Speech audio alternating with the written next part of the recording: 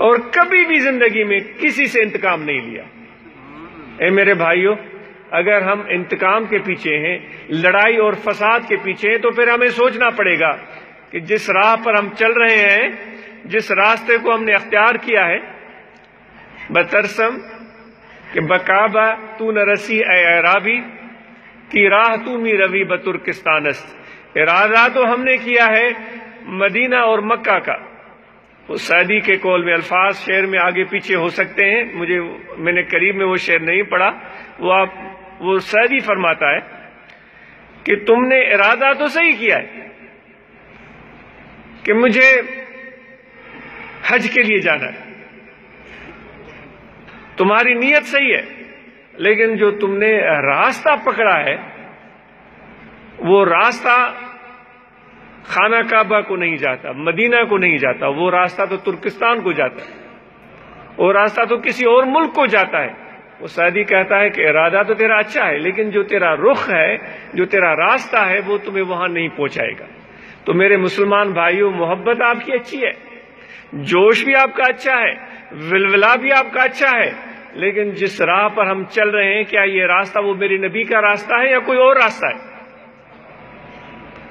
تو اس لیے ہم نے اپنے اندر احساس پیدا کرنا ہے، اسی لیے ہم یہاں جمع ہوتے ہیں۔ جو سب سے بنیادی کام ہے کہ ظلم سے بچنا، کسی کی دل آزاری سے بچنا، کسی کو برا بھلا کہنے سے بچنا، کسی کا نکتہ چینی، عیب جوئی، اس سے بچنا۔ ازاں بر ملائک شرف داشتند کہ خود را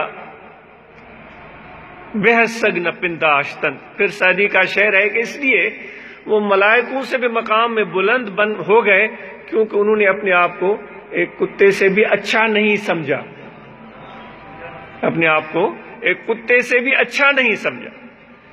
عیب ڈھونڈنے ہیں میرے بھائیوں تو اپنے عیب ڈھونڈنے ہوں گے۔ تو اس لیے مرشد کامل کے ساتھ نسبت اور رابطہ مضبوط اور قوی ہونا چاہیے۔ مرشد نے ہمیں ذکر سکھایا ہے کہ اپنے دل کا رابطہ اور دل کا تعلق اللہ کے ذات سے جوڑو، اور ایک لمحہ کے لیے بھی اس کی یاد سے غافل نہ بنو،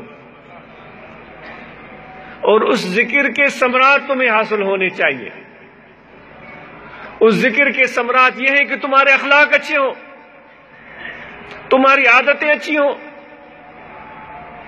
اگر کوئی کہتا ہے کہ میں ذکر کرتا ہوں، میں ذاکر ہوں، لیکن اس کے اخلاق اچھے نہیں ہیں، لوگ اس سے پریشان ہیں، ماں باپ کی بے فرمانی کرتا ہے، تو پھر اس نے ذکر کیا کمایا؟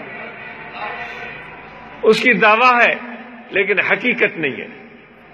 تو ذکر بھی کمائیں، اور ہم سب ذکر کے ثمرات پر بھی نظر رکھیں کہ وہ نتائج ہمیں ملے ہیں یا نہیں ملے۔ اخلاق اچھے بنائیں، اور جو بھی عمل ہے جتنا بھی ہے اس کو چھپائیں، اس کے ڈنڈورا پیٹنے کی ضرورت نہیں ہے۔ اور پھر مخلوق خدا کے ساتھ اپنا رویہ بڑا اچھا بہترین رکھیں، جس طرح میرے پیارے پیغمبر علیہ الصلوۃ والسلام کا تھا کہ خود بھوکے رہ کر اوروں کو کھلاتے تھے، مہمان نوازی کرتے تھے، پڑوسیوں کا خیال رکھتے تھے، بوڑھے اور کمزور لوگوں کی خدمت کیا کرتے تھے، ان کا تعاون کیا کرتے تھے، بیوہ عورتوں کی دلجوئی کیا کرتے تھے، یہ چیزیں، بیماروں کی تباہ پرسی کیا کرتے تھے۔ اور پھر کبھی بھی کسی پر احسان نہیں جتلایا۔ ہم تو چھوٹی سی بات، کسی کے ساتھ اچھا کام کریں تو 10 بار تو اس بات کو ہم دہراتے۔